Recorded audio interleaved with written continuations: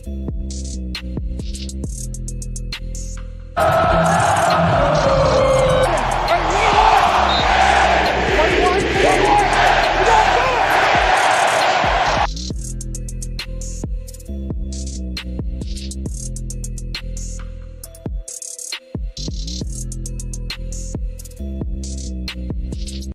gon' run it, hit the field, blast off, watch them all fall. This is AFC North Talk.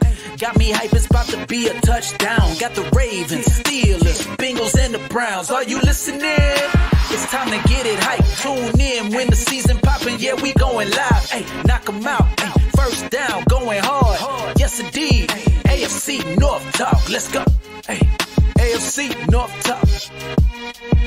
Welcome to another edition of AFC North Talk. Shout out to all of y'all that are watching live, the people that are watching the replay. Please make sure you. What happened? I would like to be. I'm sorry. Sorry. My apologies. Make sure you like and comment after the video. We like to see those comments, score predictions specifically. I'd like to see what you predicted and how it came. Some roommates down here in the basement pretty soon after this weekend. I don't know. We'll see if Pittsburgh make it out of there. Is there a way? I'm not sure. I didn't do the exercise. Is there a way that when the weekend finish, all four AFC North are because none of us play each other, right? Yes, you're saying is there a way that all four can be in by the end of the weekend? By the end of this weekend, not at the end of the year. So. Okay. I think so. I mean, if ESPN's playoff machine is accurate, yes, there is a way for all four to be in after this weekend. By the way, Guru said that he's coming in a little bit late, so before you start roasting him, I'm just telling you what he told me. Steelers got to win though. Yeah, so we have two AFC North games on Saturday. Yeah, basically, whoever loses that game is done, right? It's done. I don't see. I mean, whoever loses at that right now, it will be out of the playoff, right, for a moment at least. And there's so many teams with 6 losses. They're recovering. You need a lot of if, right? So anyway, let's start with the first game here. The Bengals. The poll is out. Bengals playing the Vikings. By the way, I'm not gonna. This week I have a parlay, and I went with all AFC North teams from the parlay except one. I'm not gonna say what team I didn't put in the parlay. Y'all can figure this out. But Bengals, Vikings. Vikings are struggling. Vikings last game put a guy that has played, 10 positions? I didn't check before the game what is their solution for quarterback against the Bengals. But the Bengals came. Who are they playing now? Vikings. They're playing Mullins. Mullins. Oh, they're playing Mullins? Okay. The Bengals came from playing a team that offensively is. Oh, Justin Jefferson, man. Yeah. Justin Jefferson is going through right now. D-Hop, remember D-Hop with Houston? They were just throwing quarterbacks. He's in the same boat right now. Oh, Justin Jefferson. By the way, the Bengals are minus. I think the bet I got it was -2.5. I got it. It's not much. It's not much, and I was like, you know what? I'll take that. I think the Bengals win. I think the Bengals, if they play like they play against the Colts, they win comfortably. It's a game that it won't be a blowout because, Brownie is playing well, but you will get struggles as he's growing. But the defense, if it plays like they play against the Colts, I don't see this Vikings offense doing much at all. I think the Bengals take it. Ace, what are you thinking about this game? Yeah, I mean, at first on the surface, when I wasn't getting into like the analytics of the game and I was assuming that we're playing Josh Dobbs, I'm like, okay, we're just really gonna cruise through this one because Josh Dobbs, I watch him give out more gifts than Santa Claus during Thanksgiving in that matchup. But then I was watching the game last week and he got benched during the game through that horrible game that ended up being 3-0 with 0-0 for the longest. But then they put Mullins in. The big thing though is if you're just looking at the offensive side of the ball, it's not impressive at all, right? Like Kirk Cousins went down. Yes, they do have Jettas. Yes, they do have Jordan Addison. They have Hawkinson. But it's like the quarterback position isn't really there. The run game isn't really there for them. So at first, if you're just looking at it from that way, it seems like it would be an easy dub, right? Then you got to take a look at the defense. that Minnesota defense is legit, and it's really centered around Brian Flores and what he's been able to do over there. Right now, they're second in the league on the road in red zone scoring. They're number one in the league in rush defense on the road, number 4 in pass defense on the road, number 2 in scoring defense on the road. So they don't really give up much of anything. And I had to go back and look at their schedule. I believe the last time a team has scored 20 points on them was like the Atlanta Falcons, which I don't know how Heineke was able to do that, but somehow they let that happen. And listening around, that's what a lot of their podcasters were talking about. Like nobody literally talked about their offense. It was all about the defense. Are they going to be able to keep Brian Flores? And I think his scheme is very interesting because he runs a zero blitz scheme where he blitzes probably more than anybody in the NFL. However, some of the zone coverages that he uses on the back end aren't really typical of what you see when teams blitz. So it kind of makes it a little hard to decipher. I think that that's the key in this game is can this Bengals offense and Jake Browning be able to decipher this Brian Flores blitz scheme? Browning, to me, the numbers say that he's done pretty decent against it. I think he's, 3 touchdowns, no interceptions, but that is a limited kind of, data set that we have for that right now. He's only really played in 3.5 games. So you can't really go exactly off of that. But the key to this game, I think, is definitely going to be on the ground. I think it's going to be in the screen game. They do a good job of shutting down the wide receiver screens, but I think that the running back screens will have a chance to eat in this because he's going to send 6, 7, possibly 8 rushers at a time against this offense. So it's up to Jake Browning to show that he can go out and perform against a completely different defensive scheme. He was quoted as saying that this was a complete opposite of the Colts, and I tend to agree with him. The Colts don't blitz like that at all. They're literally, in the bottom of the league. So he's going from one extreme to another in this game. But for me, the offensive side of the ball for Minnesota is where the defense can take advantage. It's not a good offensive line that they have in Minnesota. They're allowing a lot of pressures. They're allowing a lot of sacks at this moment. And then they also lost one of their best right tackles. So they end up losing, I believe his name is Brian McNeil or something like that, O'Neal. So they ended up losing him. And so you've got Christian Darrisaw, who's probably the best guy on the line that's left. He's going against Trey Hendrickson. And then when you look at the interior, Dalton Risner, Bradbury, Ingram, they've kind of really struggled within this juncture. So that could mean that someone like a BJ Hill could be really big in this game, right? Especially coming off of the game that he's had. And truth be told, when you look at the Bengals defensive line, it's really not Sam Hubbard that's the most, secondary disruptive pass rusher. It's really been BJ Hill this season. So that could be a opportunity where they can thrive. The other thing where the Bengals can win this game is the turnover differential. Bengals are one of the top teams in the NFL at that. Even though the Vikings defense is good, one thing that they're really not good at is getting turnovers. So that's always going to play a factor in this game. The fact that Bengals are at home, I think, bodes well for them.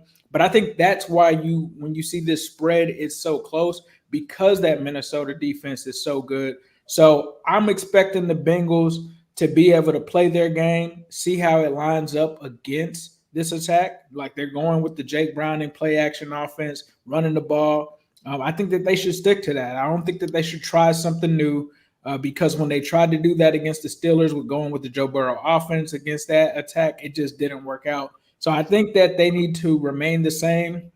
I don't really see this Minnesota running of offense. Maybe that's because Alexander Madison was auto-drafted to my team because I would never do that ever. Never draft Alexander Madison, but I can tell you that he hasn't done anything, and he's going to be out this game. So it'll be interesting to see who the backup is. But if you can't start over Alexander Madison, I don't know if I can respect that run game that they have over there.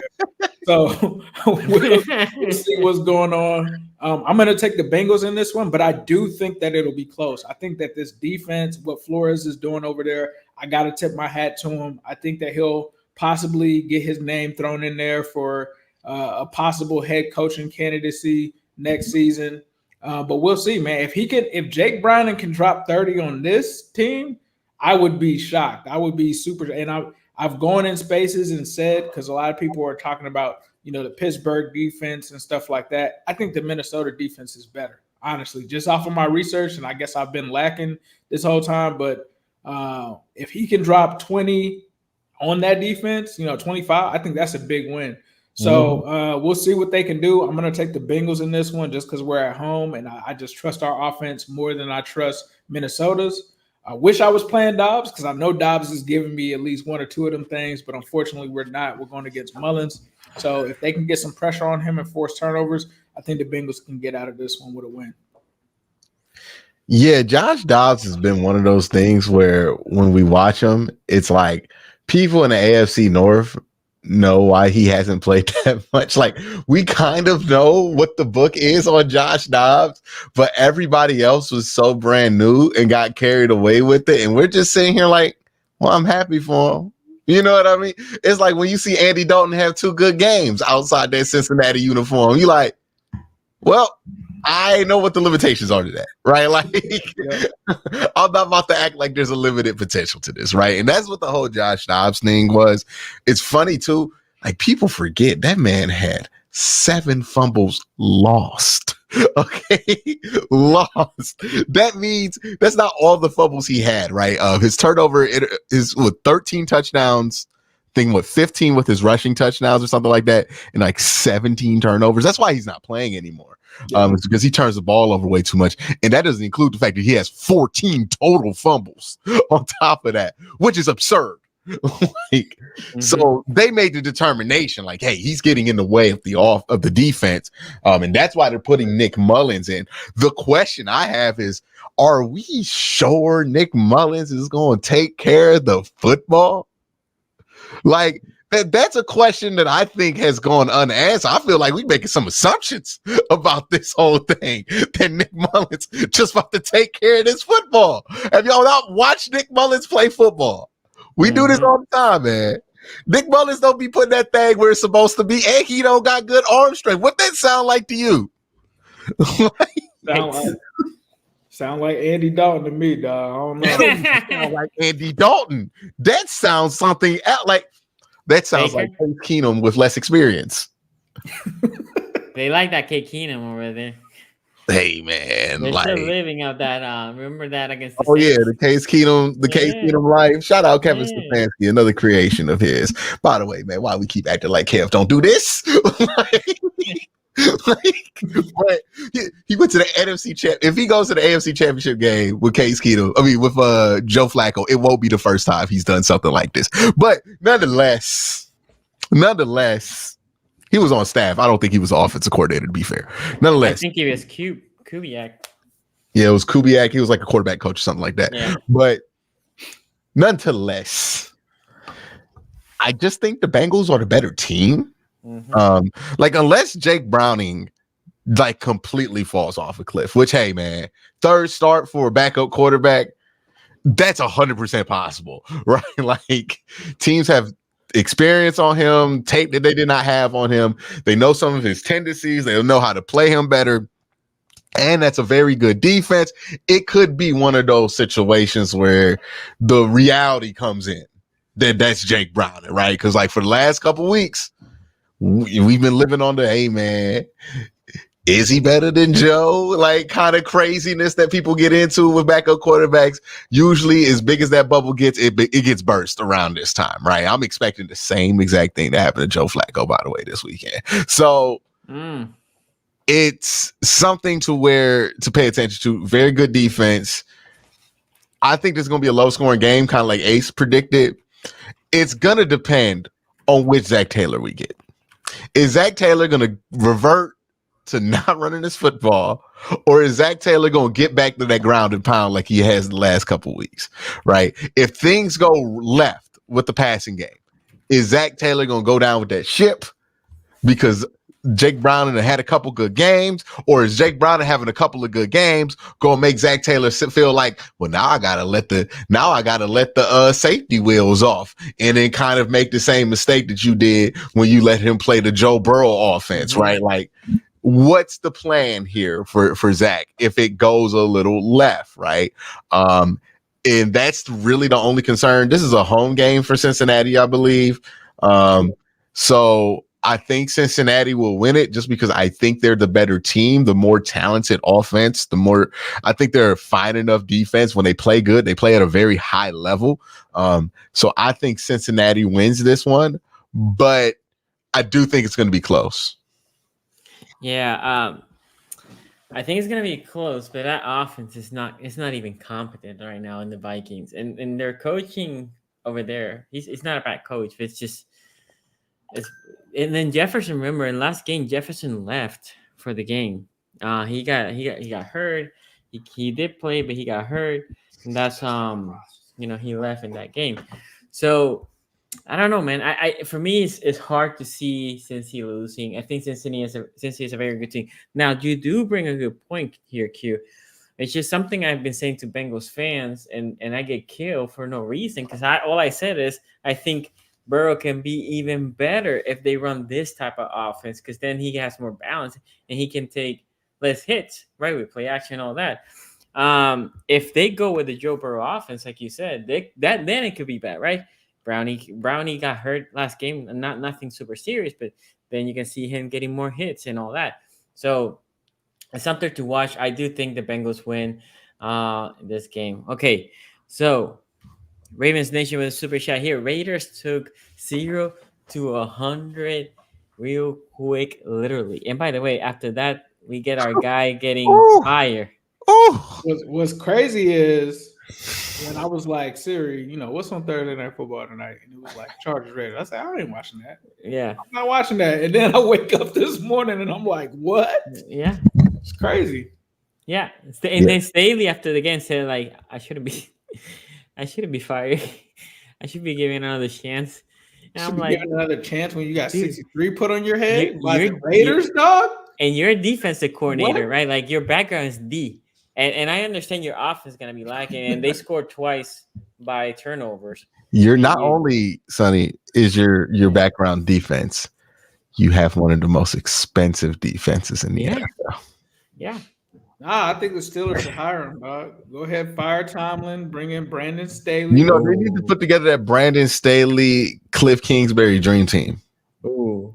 Can you imagine that tag team right there? With Kenny Pickett leading the way? Mm-hmm. Yes. Well, no, not Kenny Pickett. You got to move on from Kenny Pickett. Do you think Cousins come back? No.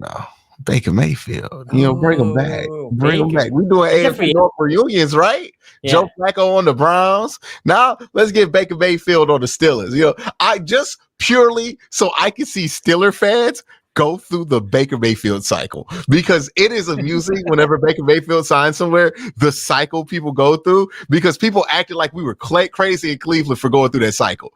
It's like, oh yeah, he could be good. Look at that talent. Oh my God, he made that throw. What is he doing? I hate him. Get him off the field. Like, I want to see them go through that cycle so they can understand. Like, they need to speed run some of this quarterback misery that other franchises have been forced to live through. Oh, spoiled ass. I can't wait. Okay. My boy that's a Bucs fan is going through that cycle right now. And I was like, I'm not a huge Baker. I've kind of criticized him a little bit. I was like, but he ain't look bad against Atlanta last week. And he was like, look, dog.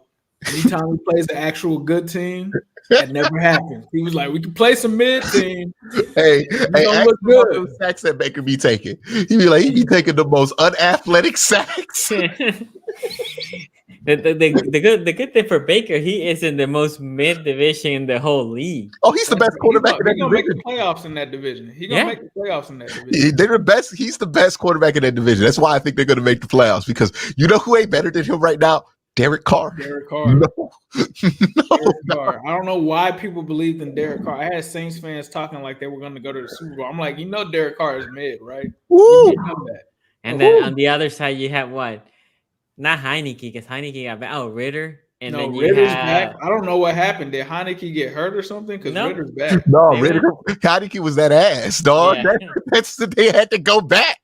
They had to go back. What you saying is correct. Oh, so they put a Zach Wilson. Yeah. Hey, dog, you wasn't that bad. Yeah. We apologize. It wasn't that bad. And then on the other side, you saw Bryce Young, right? Like that division. Like, dog, how many times has Zach Wilson been renamed the starter this season? I don't know. Hey, man. Here's where you have to be worried if you Carolina. Bryce Young is unquestionably by a significant margin the worst quarterback in that division. By a lot. And a mid quarterback division. And it ain't getting better no time soon, brother. This Josh Rosen, dog. I don't know how else to look at. Like, have you ever seen somebody look that awful and ever get better? And I'm not talking about statistically, because people go, oh, well, Peyton Manning looked no, but you saw the flashes with Peyton.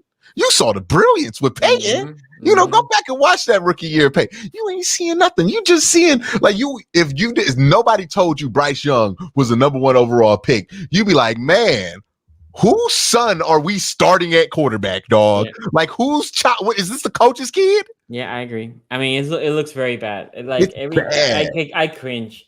I cringe when I see him. I feel bad for the kid. I'm like, ugh. I'm like, that guy. He should go back to college. Yeah. not like go back to college and play. Like, the crazy thing is, I was a little critical of Allen or not Allen, CJ Stroud, right? Because I watch a lot of Ohio State game because I get a lot of the Big Ten college game. I didn't really watch. Yeah, guy. This is the Peyton thing everybody likes to do. Stop doing it. Stop doing it. Oh yeah. Oh no, there's a video out there from somebody who I respect a lot who did the whole Baker Mayfield Drew Brees comp. Like it look, man, when you gotta compare your quarterback to somebody from 2005 because their stats are a throwback, that ain't good. Okay. Who was Bryce compared good. To? Learn the lesson, y'all. Coming out, who was Bryce compared to? Who was Bryce compared to? He was a smaller, less athletic, he was like Deshaun Watson in a smaller body, is what I always compared him to. Like the ability to find guys on field, improvise, make some throws, but it's like he ain't got the Deshaun Watson arm strength or body.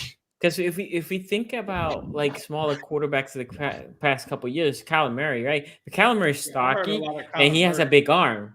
Well, right? even like a Brock Purdy. NFL.com, Drew Brees. Yeah. Bryce Young. And here's the problem with Bryce Young. And before we get off this topic, because we got the other stuff to cover. Yeah. But the thing with Bryce Young is that he's not just small. He's not just undersized. He's not just has a lack of talent. He's somebody who needs to play out of structure in order to be successful. You look at the other small quarterbacks that's been able to make it work. Brock Purdy, not the biggest guy in the world, not the thickest guy in the world. You look at Joe Montana is the template for smaller quarterbacks that have worked. All of those guys worked in like the West Coast offense, where it's about being on time and making the right decision. That's not how Bryce Young plays. And you can't make somebody play like that once they get to the NFL. Like how they play quarterback is how they play quarterback. The question is, are they good enough to play that way in the NFL? And that's the thing with Bryce. He play a style that you could get away with if he was built like Deshaun Watson in his prime, or if he was built like Josh Allen. Yeah, you could get away with that. But there's a reason why Johnny Manziel didn't work, because you can't live like that in the NFL. And I'm gonna be honest with you, I've saw more out of Johnny Paul football in the games that he played than I've seen out of Bryce. You know what's crazy, Q? What? Playerprofiler.com, and guess who the comp is? Johnny Football, Johnny Manziel. For Bryce, best comparable player for Bryce is Johnny Manziel. Yes, I am not lying. Like it is literally up the athletic profile. It is yes. And look, Johnny was a better athlete and had a better arm. Here it is, ladies and gentlemen.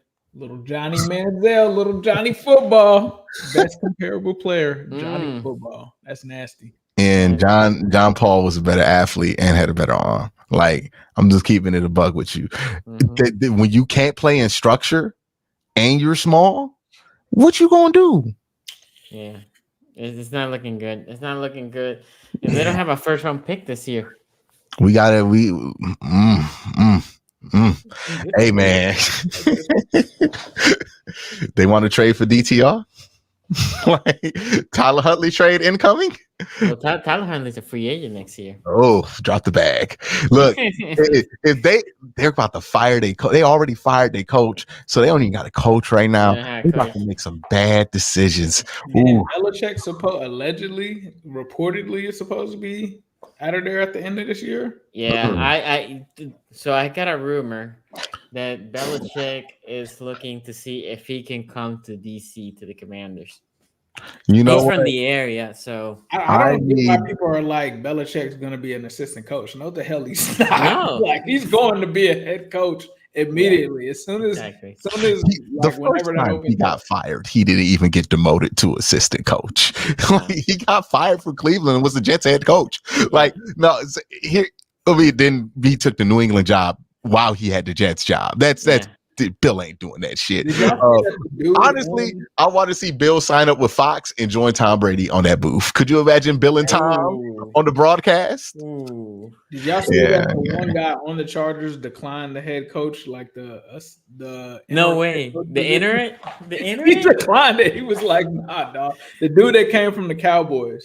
Oh, Kellen Moore. Kellen Moore was like, nah, dog, I'm good. Because he don't want more people to be exposed to how sorry he is. He don't want that.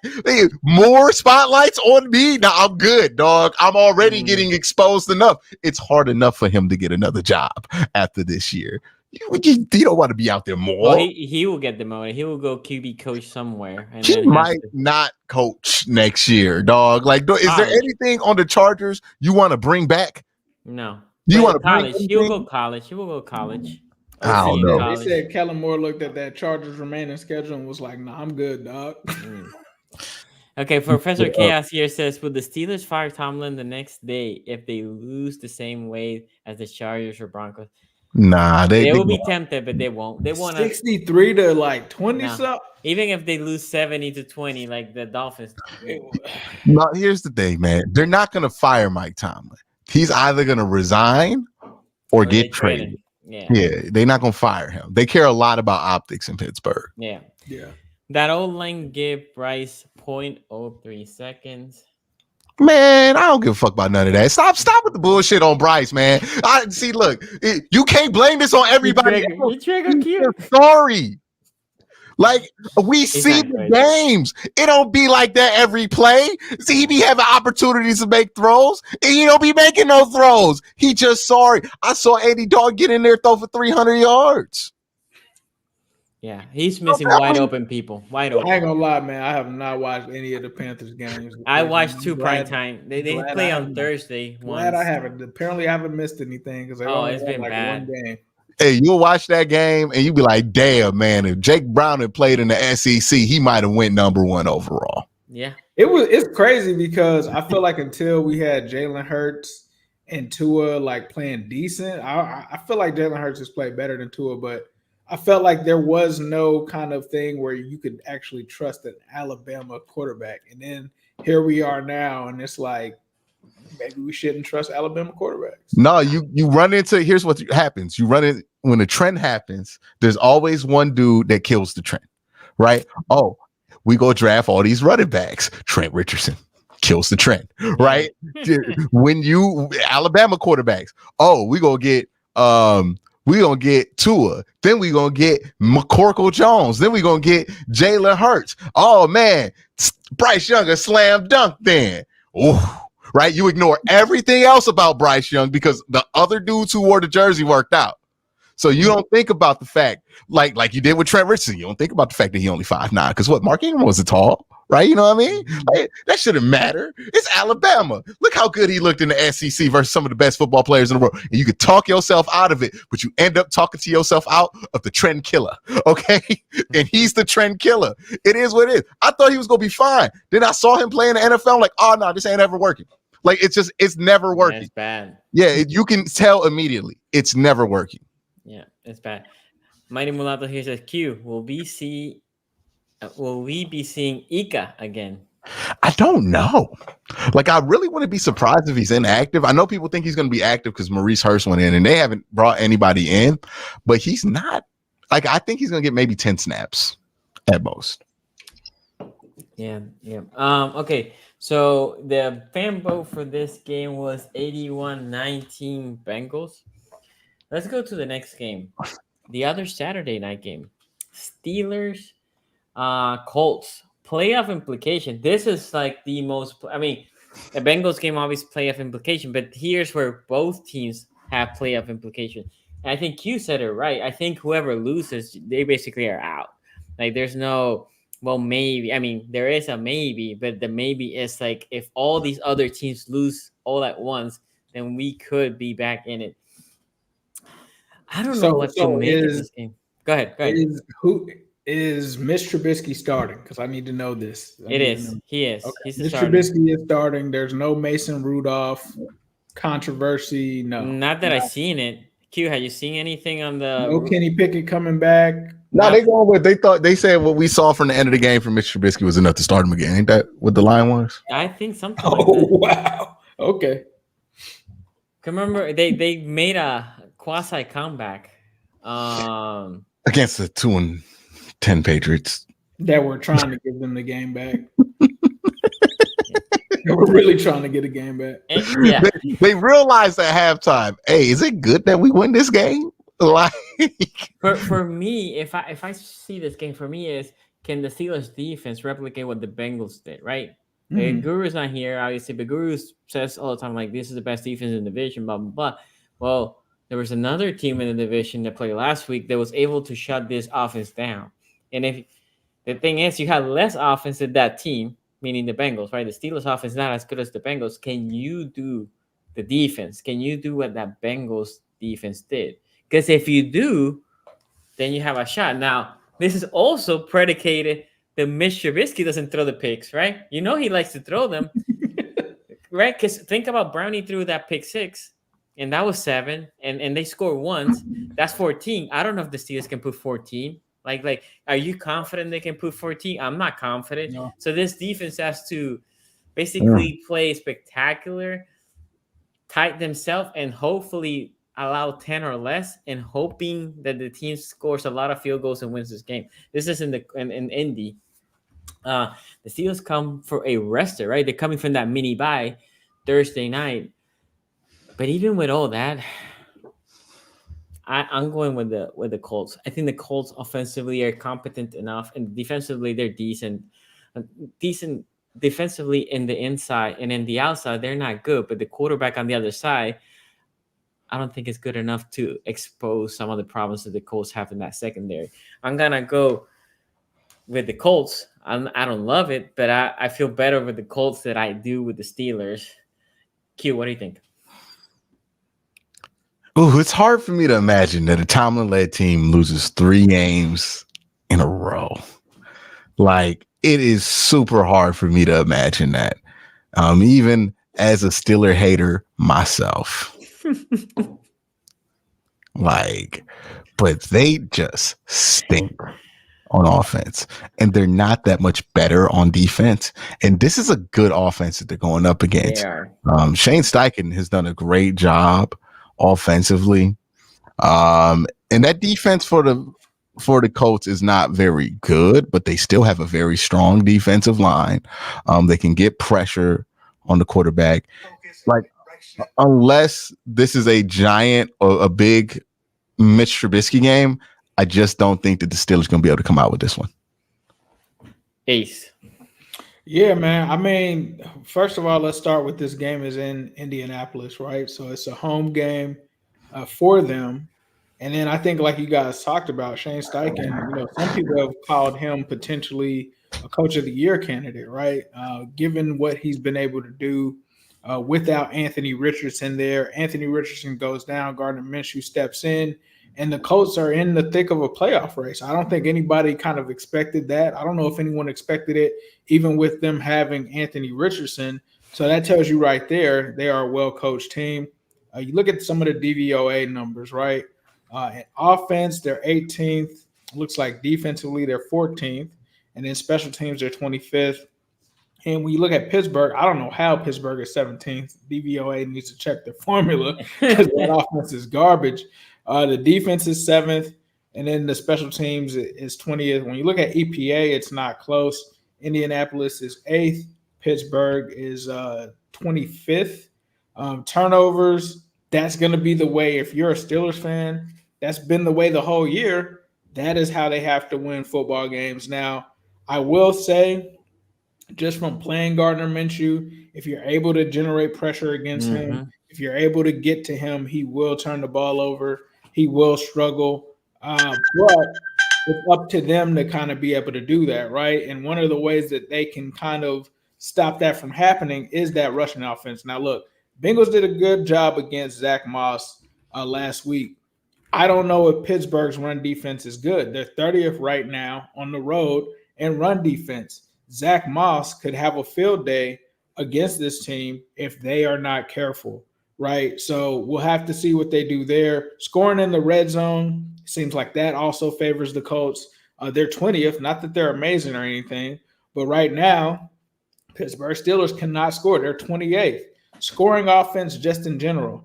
The Colts can score. They're 8th in the league when it comes to scoring. Pittsburgh is 26th.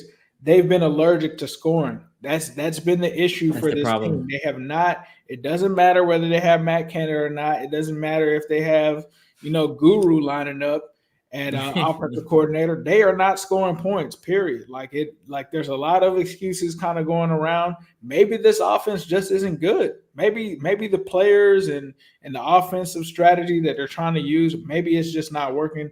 To me, it seems like, they've got potential division in the locker room. And if they lose this one, I don't know if they can recover from it. I think they'll make it close.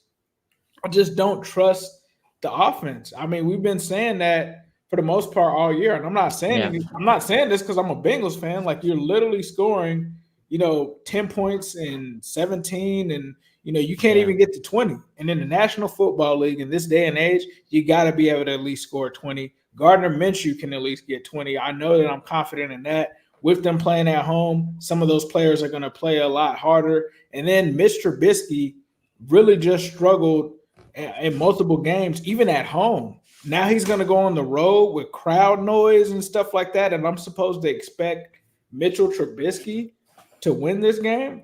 I mean, what are we doing here? I mean, you're going to have TJ Watt back, but the only way this team gets out of here with the win is that this defense has to play lights out, which it can. I'm not saying that it can't, but that is the path for them to win this game, is forcing turnovers, getting those defensive touchdowns, those pick sixes. I don't think it's happening. I know Big Ben issued the challenge. Everybody's issuing the challenge. I don't think it's there. I don't think that this team, their mindset is focused. I don't think that they're playing together. And a lot showed even in the game when they beat the Bengals, right?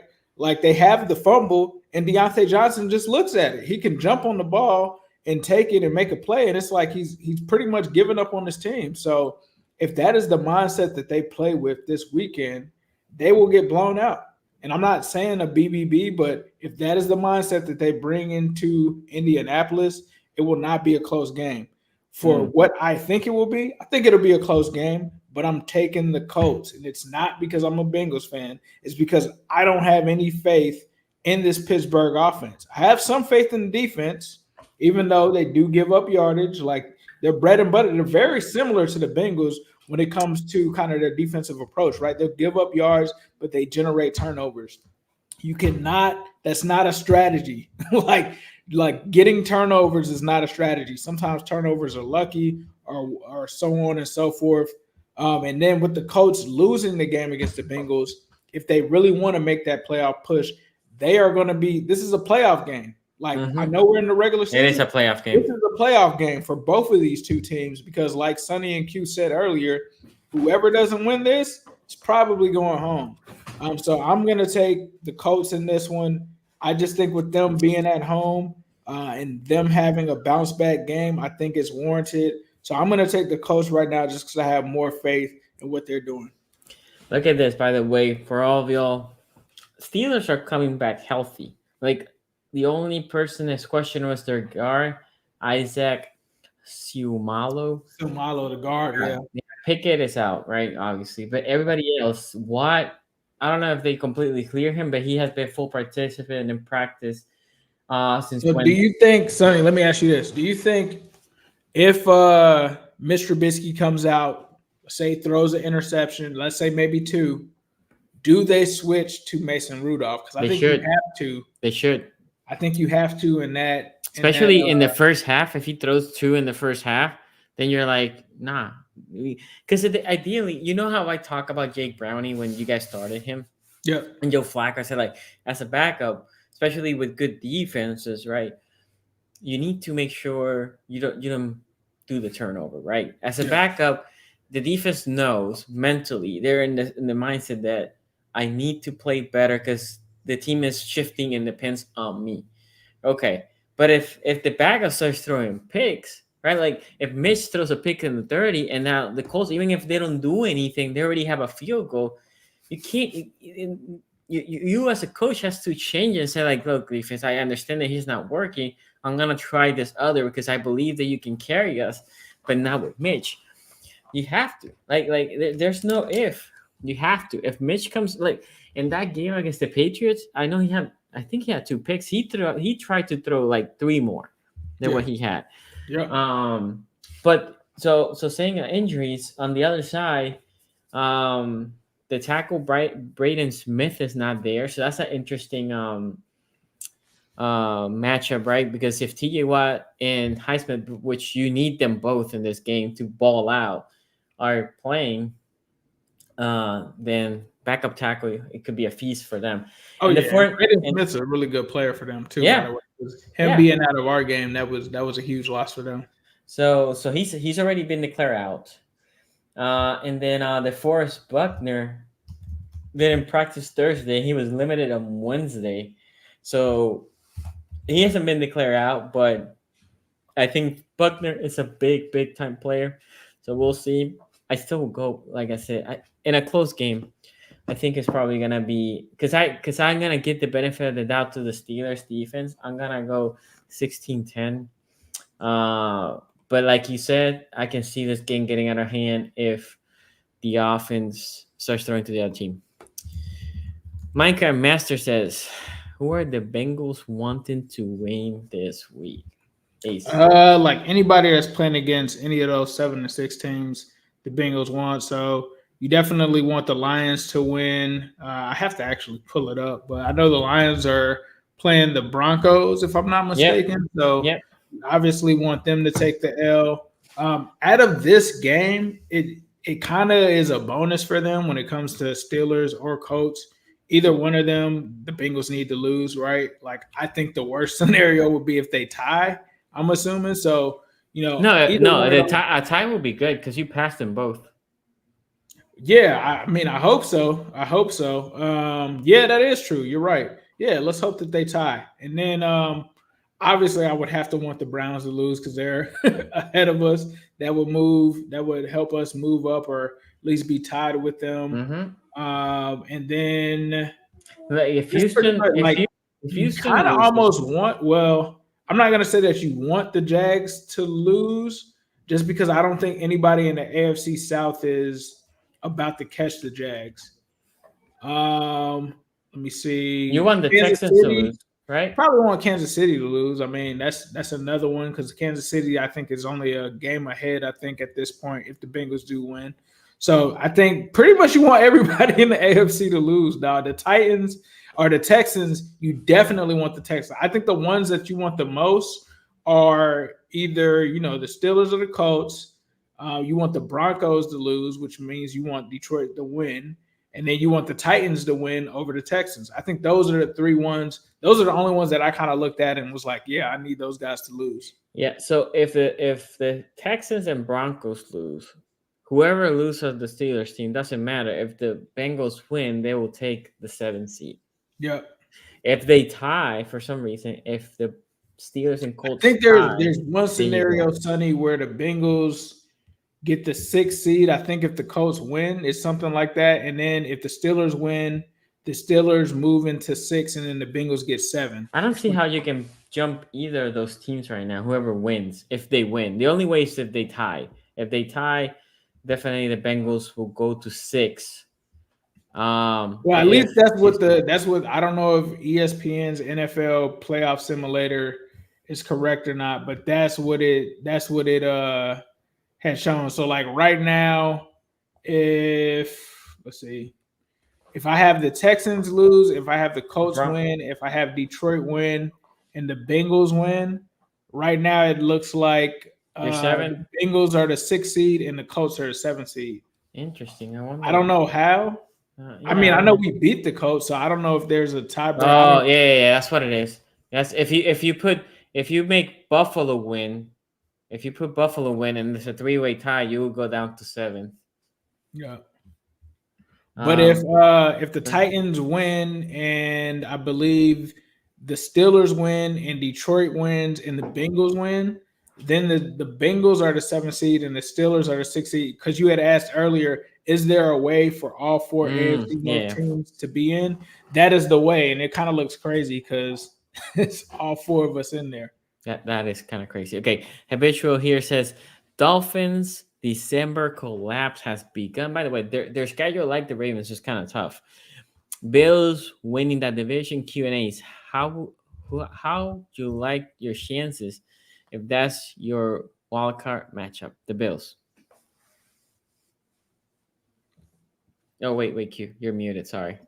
It's going to be the same story it's been all year. If the Browns' defensive line gets pressure, we have a chance. If they don't, they don't. I mean, that's kind of what the Browns are for any team. They can beat anybody. They can lose to anybody. It's just the problem is stacking those games up week in, week out with all these injuries. How about So you? if it's the Bills, I think that would be interesting because one of the scenarios I ran through over the weeks, the Bengals will be playing the Bills, I think, in the first round. I think it would be easier, not easy for us, but we're familiar with the Bills. I think it would be easier just because if you're going up to Buffalo and it's snowing, clearly you're going to run the ball, right? So that kind of takes Jake Browning out of the game and makes it a situation where the Bengals are just running the ball. And I think in that scenario, that actually makes it a lot easier than going against a team like the Dolphins. I think if we had to go to Miami, Tyreek Hill, those weapons in Miami in January, yeah, that's going to be a tough one to win. So we'll see. I think the Bills still have an outside shot, man. I think it's going to be tough for them, especially with them playing the Cowboys this weekend. That means that you think that they're going to beat the Cowboys and run through all of these other teams. I'm not going to say that they can't do that. I will just say, as a Dak Prescott owner, the Cowboys have been on the run recently, for sure. Like, they are not no team like before, how it was like, this might be counterfeit. It's not looking like it's counterfeit this year. So you guys get to the playoffs. You guys were talking about odds to make the playoffs. According to New York Times, if the Steelers win against the Colts, their odds jump from like 25 to 47%. So not even 50, but okay. If they lose, it goes all the way to 9. Yeah, they're done. They're done. I don't have to tell Guru to bring that chart out again if that happens. And then for the Bengals, if they lose to the Vikings this week, since it's an NFC opponent, I don't think it really changes it that much. Well, it goes from 24 to 10. Okay. So, by the way, Bills do play the Dolphins. Me, man, I need this W. I gotta have at least another win or something. Yeah. And the Browns right now are sitting at 80% to make the playoffs, 81% to make the playoffs. And if they lose to the Bears, it jumps to 65. 66. It drops to 65. Yeah. The Browns were, other than a collapse, I think the Browns will make it back. So we were talking Bills offense. They both play each other last week of the season. Okay, so let's move on. By the way, the fan vote for the other game was 86-14 Colts. Okay. Sunday Night Football, Ravens, Jaguars. The Jaguars. So it was nasty because the Jaguars Lawrence looked okay, moving. But the Jaguars, the crazy part is they made them play 3 AFC North teams back to back, right? Like that. Like they don't even do that to us. I know. Like when we get that, because it has been years that you do back to back, and it's hard because I said this. When you watch any of the AFC North opponents, especially going to other divisions, the physicality is different. We're talking different levels here. So the Jaguars are being hammered back-to-back weeks. They're desperate now, right? Because we're talking about the Colts here. If the Colts win and the Jaguars lose, we're talking about just a game back, right? the Jaguars schedule after the Ravens game is not super hard, but it's a game back. Same thing if the Texans win, there's just a game back. I think this is gonna be an interesting game. The thing is, what Trevor the Jaguars is what Trevor Lawrence player shows up. I've been down on Trevor Lawrence since early. Like I've never been Trevor Lawrence is gonna be the next big quarterback. That's not happened to me. And we got burned by Trevor Lawrence last year at the end of the game, the big comeback. But I had never been a Trevor Lawrence believer. I think he's a good quarterback. I just don't think he's like the Burrows and like what he was coming out of college. People were talking like, no, this guy's gonna be a short thing, elite, Patrick Mahomes type of elite player. I think it's gonna be a good game. I think it's gonna be a competitive game. It's in Jacksonville. Jacksonville comes desperate, right? So Jacksonville, I think it's gonna try to push the envelope. I still think the Ravens are gonna win. The Ravens can see if they're more physical, which I think they are. They can win against this team. They can run the ball well. They need to be careful with the pass rushers, right? Josh Allen is a good pass rush. The other Josh Allen, right? Walker, for me, he's good. I remember in that draft, but I kept saying that Hutchinson was better. I still think Hutchinson is better than Walker. They both were overdrafted, though. Yeah, but Hutchinson, the thing, and I know the whole big motor type of guy, right? But Hutchinson doesn't quit at any play. Versus Walker, I see him fading out a lot. I don't know if it's because he played in Georgia, and in Georgia you can take plays because that D line was insane, right? I don't know. It could be. Anyway, so saying the same thing, Q. By the way, I was like, this dude isn't a Myles Garrett or one of those guys. I don't know if he should go that high, but they killed me for the same thing. Oh, Trevon Walker. No, Aiden Hutchinson. There was like hater. I was called all kind of crazy stuff. Well, we get into this habit of like, well, that's the best edge rusher in college, so he must go number one overall, especially if he went to a prominent school. But sometimes, like, you know, what Will Anderson went fifth. Yeah. All right. You know what I mean? The crazy thing is, I said the same about Will Anderson. My bad, Sonny. I didn't mean to. That's okay. No, it's okay. Take, but like when a guy is taken first or second overall, I'm expecting like Nick Bosa. I'm expecting Chase Young. I'm expecting Myles Garrett. Like that doesn't mean that I think that the guy's going to be trash. I don't think he'll be bad. Even like Chase Young was overdrafted. Yeah, but at the time as a prospect, he was well worth the second pick. It was like, okay, like there's no way I can't take this dude. But I just didn't see that and I didn't see it with Will Anderson either, just because he didn't have, you know, the elite traits of the size, the physicality, the speed, and all of that, the production. But hey, it is what it is. Hey man, there's only been one Myles. You know what I mean? Like fair enough. He wears brown and orange. Thank God. Hey, I like every time I hear Browns fans that wanted to trade him. I'm like, just bring it to Baltimore. Yeah, that was good. I now know how you feel whenever somebody photoshops Ray Lewis into like a Browns jersey. I'm like, man, the thought of that makes me sick. Yeah. The thought of him ever wearing a Ravens jersey makes me want to throw up in my mouth. Ugh, I never. So him or Nick Chubb. Chubb here will look nice. Anyway. So I think the Ravens. Y'all had Nick Chubb. His name was Jamal Lewis. Yeah, he was good. He was great. Anyway, Ravens come and they should pound the ball. They should pound the ball and then play action though. On the other side, on offense, I know they're missing Kirk. I think in this week, Calvin Ridley has been like he started very hot, and I was like, damn, that was a great trade. I mean, it's still a great trade. I think they gave up a fifth for Calvin Ridley, and he's still on the rookie contract. But he has like faded out. Not that he cannot have a good game against us, but he has kind of faded out. At the beginning of the year, he was going crazy, and then you had Kirk and him. Now he's been faded out. No Kirk. It's important to put pressure on Lawrence because again, Lawrence. What Lawrence are you getting? But Lawrence with pressure, he would throw it to you. He will throw it to you. I think the Ravens win. I think they win around like 10. It's in Jacksonville, but I think, you know, the Ravens flock does travel. Not saying that they're gonna take the Jacksonville stadium, but on a Monday night under the lights, the Ravens usually show up. They don't They don't take those games for granted. When's the last time you played a national TV game in Florida? Was it the Miami Thursday night debacle? And yeah, Thursday night. I don't know if that was the last time in Florida.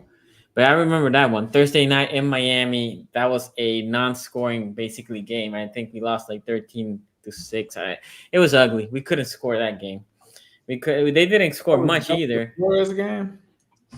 That was like 2 years ago. No, Where the one where he just kept zero blitzing? Is that one or? Yeah, that was that. No. Yeah, that was the one where he zero blitz. And remember, we were doing the preview, and I was like, "Engravens in the building. They about to win by 40." And then yeah, they did not win by 40. We did not win by 40. 4-4. Anyway, I think the Ravens win by about 10. It should be a good game. Ace, what do you think? Yeah, man, this is I think a decent matchup. So the first thing that I kind of went to is like the streaks, because I know the Jaguars are kind of reeling. I know the Ravens are kind of on the up and up, right? When you look at the streaks that have happened between these two teams, you had 2 periods in 2023 where the Jags have lost 2 straight games. So they haven't had a 3-game losing streak. However, on the flip side for the Ravens, they've had 1 3-game winning streak. They've had 1 4-game winning streak. So it wouldn't be impossible to see them, go on a 4-game winning streak once again.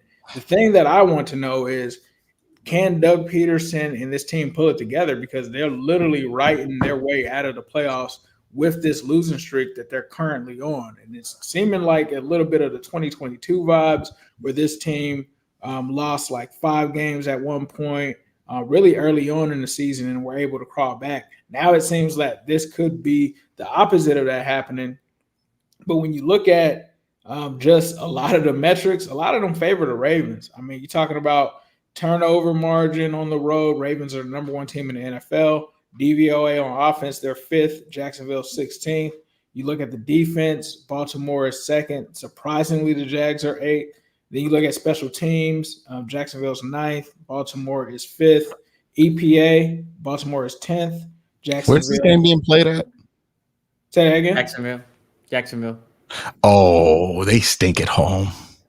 Yeah, so like when you look at it, pass defense, 31st in the league for Jacksonville at home. Baltimore 2nd on the road overall. First rushing offense, that's not a surprise for us with Baltimore. Jacksonville 28th. So I just don't really have much faith. I mean, Jacksonville does have a good run defense. They're currently 3rd in the league at home. Baltimore is currently 18th on the road. So I think if there is a way that you try to attack that defense, it's probably taking the ball out of Trevor Lawrence's hands and putting it in Travis Etienne's hands. I don't know if I trust it, though. Like, I can't see them really beating this Ravens team like that, especially after them losing, to the Bengals, to the Browns, with Trevor Lawrence being a guy that turns the ball over. I think he's a good quarterback. He just turns the ball over. Like, he has an issue when it comes to that. Very similar to what we've kind of seen with Josh Allen. Now, I'm not saying that he's on Josh Allen's level or better. I think he's a good quarterback, but he just turns the ball over at the wrong times. And based off of what I saw in that Browns game, the Ravens defense is going to eat him alive. So I'm going to go with Baltimore in this one. As much as it pains me to say that, I can't sit here and not be genuine and say that I think the Ravens will win this game. By the way, sorry, Q, before you go, big shout out to John Moore. Shout out to you, brother. Oh, my God. That was awesome. We appreciate every donation. That's awesome. That, bro. Just appreciate y'all boys for the live stream every Tuesday and Friday. Out to you. By the way, Merry Christmas to everybody that is currently watching the stream. Okay, Q. I'll be nice to the Ravens now just because of John out here in the chat. But for real, though, I don't see it. They stink at home. Their passing offense is awful. Their passing defense is awful. They're going up against Lamar Jackson. Mm-hmm. Their run defense is strong, no doubt. Big bet, big trust on that. They have a good, strong run defense. Partly because you ain't got to do that shit on them. All right. Wait, did Jake Browning threw for 300 on them, right? Yep. And Joe then Flacco Flacco came back and put another 3 on them. Mm-hmm. They done given up like 7 passing touchdowns and 600 yards to guys that you did not think would remotely even touch the field this year. Mm. Mm. Yeah, Flacco came from the couch. This Never look like been a in team the that got to league. play Lamar Jackson. Like Odell Beckham hot right now. Does this look like a team that has any business doing anything? And then they're worse at home, y'all. They're so much more worse at home for whatever reason. They're bad at home. They can't cover. And then offensively, they're completely relying on Trevor Lawrence, who's about as inconsistent gets. I think we need to just come to grips with this. It's been 3 years. We act like the brother was drafted last year. Mm-hmm. It's been 3.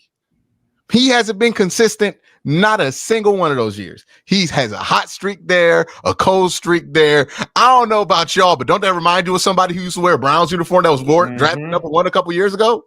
Mm-hmm. Did that ever change for that fella? It didn't. Now, to be fair, Trevor Lawrence is more talented than Baker Mayfield, but he's still just as streaky as Baker Mayfield. This is going to come down to what Trevor Lawrence do you get? Are you going to get the Trevor Lawrence, the interception machine, or are you going to get Trevor Lawrence, the guy that be fooling us into thinking he the next Andrew Luck? Like, which one you going to get? Yeah. You're right about that. Like what Trevor Lawrence right now is this inconsistency is what is killing the Jaguars, right? Like when he's good, he's good. Like he's a player. But you know what? The one thing I haven't checked, because I checked the overall stats and all that, but I haven't checked. You know how Miami is really, really good against bad teams? Sonny, I got that for you right here, buddy. You wanted here's the Jacksonville Jaguars wins this year. Okay. In Indy. Okay. Against the Falcons, the Bills in the early part of the year when we thought they stunk. Mm-hmm. The Colts again, the Saints, the Steelers, the Tennessee Titans, the Texans. Their losses, the Browns, the Bengals, the 49ers, the Chiefs, and the Texans. Okay. They're not the Miami Dolphins. They're who everybody thinks the Miami Dolphins are for real. Like this is who they've been all year. Now, maybe they have, I think what this Jaguars team, like honestly, their biggest problem is that they're a young team and they play down the competition. Yeah. So they came in and they made that mistake in the AFC North, right? And I think Trevor Lawrence said, I'm glad I'm not in your division after playing the Browns and losing to the Bengals. Yeah. Because you can't play down the competition in this division. This is literally our division survives off teams playing down the competition. Be like, nah, dog, we got you, dub. This is how we do this. AFC North football is. We are the Undertaker of the divisions. Like it, no, you think we dead? We got you. Every single one of us does that now. So they came in thinking, oh, we got to walk in, get an easy dub at home versus the Bengals. The Bengals came in, punched them in the mouth, beat them. They came in thinking they was going to get an easy dub in Cleveland. Cleveland took control of that game, never let it go. And honestly, they should have won that game by a larger margin than 4 points. They really should have. But they won by 4 points. Cleveland has an elite defense. Still, with all the injuries, they have an elite defense. That's what Jacksonville looked like for most of that game. They got 14 of those points off turnovers. The other 7, of the other 14 that they scored in that game, you have to remember 7 was given up in basically garbage time where the Browns were just trying to get that clock under the 2-minute warning so they could catch an onside kick and kneel out the game. So 21 of those points aren't real. They really scored 7 and threw 3 interceptions versus the Cleveland Browns. And I think the Browns are a better defense than Baltimore. That's going to be a debate that everybody wants to go through the end of time. Look, man, I don't know if y'all down to Joe Flacco and got 8 wins in Baltimore with y'all defense. It's a good defense, but it ain't like what the Browns have been able to get away with all year. But that's a whole nother debate for the end of the season, in the off season. Fanbo here, Ravens 68, Jaguars 32. Okay, let's go to the last game. Brownies against the Bears. How are we the feature? It's because I had to leave. No, because so by the way, to be fair, I'm coaching, right? So I have to go soon. That's why I jumped to the Ravens. But let's talk about the Browns here real quick. I don't see. There's no way in hell they lose this game. Like, Oh, don't say that. Don't say that, Sonny. Please don't say that. Stop this. I just No. I'm not predicting on, no dog. BBB. Hold on, No, you- listen. We done that- lost that 12 sounded starters, like an and we playing unofficial. Joe Flacco. Nah. No, nah, I don't know. this is Flirting with is the BBB. no, and the reason why Are- I'm not are you gonna doing that? no. The reason I wouldn't predict the BBB is because I think Flacco will come down to earth a little bit. Because Q said that it's funny what he's hearing about the Baker, all the Yeah. Baker love and all that. And Oh, I'm yeah, here. when you see the Baker cycle, and I know Sonny's like, yeah, exactly. I was laughing. he ain't when throwing you 3 said- every week, dog. Yeah. I was like, I think because the Bears defense is not a pushover, right? The Bears defense is It's not been the like 7th best defense in the last few weeks. Yeah. Monte Sweat definitely make a change in that defense. They're not gonna be there laying down like here, okay, right? Like because to be fair to the Bears, they want to tank, but how they're really tanking is by having the Panthers' first round pick. That's their tanking, right? Then they're gonna have a top 5, top 8 pick for their pick, and they want to show progression. At this point, they want to see how much they can progress to see who they can move forward and who they can't, right? But that defense, we'll go back to the defense. The defense of the Browns is so good that I cannot see a Bears offense putting a lot of points. And then you go to Flacco, and Flacco might not be 300 yard the past 2 weeks. Does he have five touchdown route? 5 touchdowns. Yeah. I think he puts a touchdown, but he will. I think this is the game that he might have a pick or two. Yeah. But I think, unfortunately, but I do think on the other side, I think the Browns defense will provoke turnovers to equalize that. So that when I say I don't see it. I don't see the Browns losing. It's not because I think it's gonna be a blowout. I just think that defense is so good that they're not gonna let it happen. I don't think Flacco's gonna be great for this game, but I think he's gonna be enough that on the other side, Justin Houston gonna be that guy to beat the Browns. I have this. Oh, you mean Justin Fields? Justin Fields. Sorry, not Justin. I was like Justin Fields. Yeah, Justin Fields. Justin Fields. Sorry. I actually had this as a 16-10 game. So it's a closer game. But I think it's because Flacco comes down a little bit to earth. And it's going to be a defensive game. But I do think the Browns, I'll be shocked. If I see the Browns losing this game. But Q, I'm interested to see what is your take. Oh, I think this game going to be UAS, ugly as shit. Okay. This is about to be a mud bowl type game. I expect multiple turnovers from both quarterbacks. I expect this to be a game that's fought in the trenches. Now, the Browns have a better defensive line than the Bears, but the Browns are also down 3 of their 5 starting offensive linemen. And one of those 5 that I'm counting was a backup in DeJuan Jones, right? We ain't got him, dog. I don't know if you looked at the Browns injury report. It is insane. We already have 24% of the cap on IR. We're probably going to end the year with 35, something like that. And I don't know if anybody's ever had that much percentage of their salary cap on IR and won 10 games before. There has to be some kind of record. But nonetheless, let's get back to what we're talking about this game. Yeah, it's going to be ugly, dog. I don't think the Browns are going to be able to run the ball. I think that they have good enough corners in Chicago to capitalize on some mistakes that Joe Flacco might make trying to get rid of the ball too quickly to avoid contact. That's the big thing with we got to dig up and remember our criticisms of Joe Flacco back in the day because they were valid, right? And one of the things about Joe is he will throw that thing up in the low of to get it anticipated. Because he ain't trying to get hit, right? That's Joe Flacco's game right there. Especially at 38, he doesn't want to get hit for he ain't trying to get hit. You know what I mean? It ain't no shame to him, but he gonna get rid of that. He threw an interception last week because of that, where he didn't wait for a crosser to open because he's like, nah, I'm about to hit. Throw that thing up, got hit. So it's gonna happen. Right, as time goes on, the less you have around him, you see the more of the flaws around the Joe Flacco system. Even in a system where it fits him, it's inevitable. He's going to put up a couple of stinkers, even in his prime. He was capable of throwing up a couple stinkers. Right, he was good for that. So you can't expect him to be somebody different at 38 that he was at 28, especially as a football player. So that stuff's going to happen. but I think it's going to be up to the Browns defensive line how far that goes. This is going to be a game kind of like we need a big one from Miles and Darius, right? We need a multiple sack game from them. And I think you'll get one of those from them because Justin Fields does hold the ball long. And look, the biggest weapon that the Browns have is young quarterback and Myles Garrett, because we forget, because we've watched Myles Garrett's whole career, how young players feel about Myles Garrett, right? We be like, oh yeah, Myles is one of the best in the league. We just see him like that. Young dudes look at Myles Garrett like a Tyrannosaurus Rex. Like, this is some mythical shit. And if I'm the Browns, first play, I'm having Myles just do shit in the middle of the field to just throw Justin Fields off. Just let him know, 9-5 right there.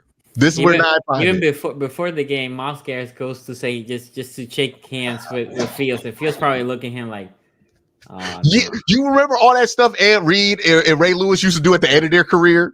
Just like because they knew they were Ed Reed and Ray Lewis, they would be like, I'm gonna stand at midfield, like for no reason. I would just stand at midfield and wait.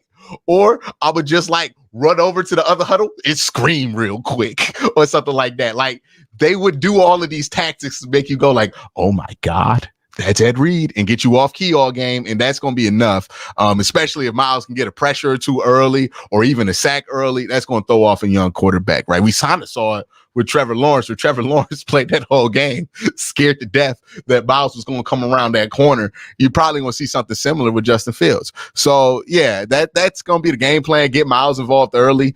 If he can have a big game, then I think the Browns can win this one. But I think this is going to be a Myles Garrett game if you win it. Ace. Yeah, I think this one is going to be really interesting, man. I mean, there's apparently a prediction of possibly some rain in this one. This is a desperate Justin Fields coming into this game, right? There's rumors going off right now, like they would trade him potentially if they end up with the first pick. Whenever a quarterback is in that situation, they're going to try to do what they can to try to string off some wins. Now, this game is in Cleveland. It's one of the toughest defenses in the league. I think it could go, honestly, either way. Justin Fields could go out there and have a good game. Justin Fields could have a disaster game. And I think the same could be said possibly for Joe Flacco, depending on what they decide to do. Just because Chicago does have a really good corner, and I believe his name is Jalen Johnson. I know because he picked off Joe Burrow before. And seeing what I saw from Joe Flacco last week, although they won the game, he was not responsible with the football. And he cannot do that in a game like this, especially if it is weather concerns and stuff like that.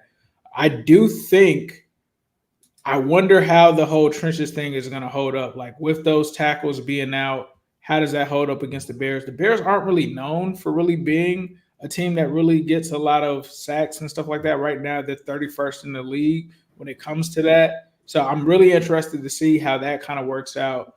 But right now, I feel like I trust the Browns defense a little more. But with Chicago being there, if I'm looking at Joe Flacco versus Justin Fields, I tend to side with Justin Fields in this one. But I'm going to go with the Browns in this one, but I think it's pretty close. I think if there are turnovers in this game, if it does get messy, I'm probably taking Cleveland 20-17. But it wouldn't surprise me if Justin Fields tries to do something here to try to salvage and save this season, because it's looking like right now that if they had a top 2 pick, Justin Fields is getting traded. Hey, man, the thing is, Justin Fields ain't even in control of that. He's not. He's not. I just remember when Andy Dalton knew he was like that Burrow game, that it was called the Tua Bowl at the time because people didn't know about Joe Burrow. But when that game happened, Andy Dalton turned it on, dog. Andy Dalton took us in the overtime, offense and everything. Justin Fields out here like, it don't even matter if I play good because Bryce Young out here being sorry. What does matter though is for him specifically, will he get an opportunity to be traded? Like if the Bears, if he plays well enough in the stretch, can the Bears get a second or a third, right? And then he will get traded to a team that doesn't have a quarterback and doesn't have the ability to be on the top end of the draft. Hey, look, man, he gonna play for Carolina. You think so? I think Atlanta. Carolina. I can see Fields in Atlanta.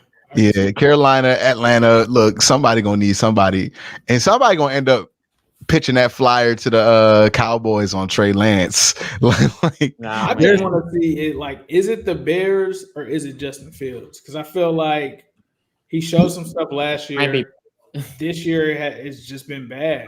So I don't. But the Bears as an organization, they just haven't been good. Like, when's the last time they've never really had a good quarterback ever? Like, even in the Rex Grossman days, it was like the defense. they ain't had a good quarterback since Jim McMahon.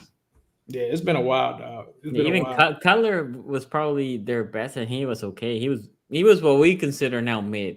Like, and it's he like has him movement. and DJ Moore have some games every now and then it's just like when he started to kind of turn it around, because I have him on my fantasy team. I have both of them on my fantasy team. So he started out struggling, and then when he started to try to turn it around, that's when he ended up getting hurt. Yeah. And then I saw the last game, they won, but his completion percentage was like 58%, dog. It was not good.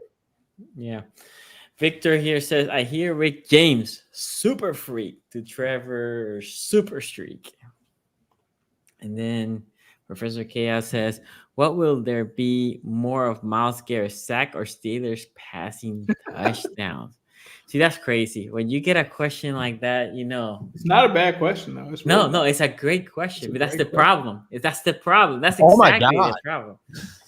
That is exactly the problem. 9? 9 what? That's how many passing touchdowns the Steelers have. Total this year. Yeah, 9. I'm not surprised, dog. Jake Browning about to pass. He actually is already 9. tied with, if you're going with total touchdowns, he's already tied with Kenny Pickett. But passing touchdown, Brownie has what, 6? Yeah, but he also has a rushing touchdown too. So he technically, I think, might have more. I think Kenny might have one rushing touchdown this year. I think he sneaked one in or something. 3.5 games. It's nasty. It's nasty work. Yeah. 9 total. 9 total passing touchdowns. Mm-hmm. That is nasty. Yes. Yeah, the Steelers offense needs some soul searching in the offseason. I mean, hey, look, when you got 9 passing touchdowns, that is when you chant for Mason Rudolph. Yeah, that is right. Now, you know what? Now that you look for that stat, now everything clicks, right? That 9 is 9. 9 is 9. Dog, that's not even like a noteworthy amount of sacks. Look, I'm gonna say something more. Justin Marabike, as an interior D-line, not known for sacking, right? He has 11. This is a contract year for him? Yeah, contract. Oh, yeah. He's about to get paid, though. Oh, he's going to get paid. He's gonna get paid. Justin Madubuike? Yeah.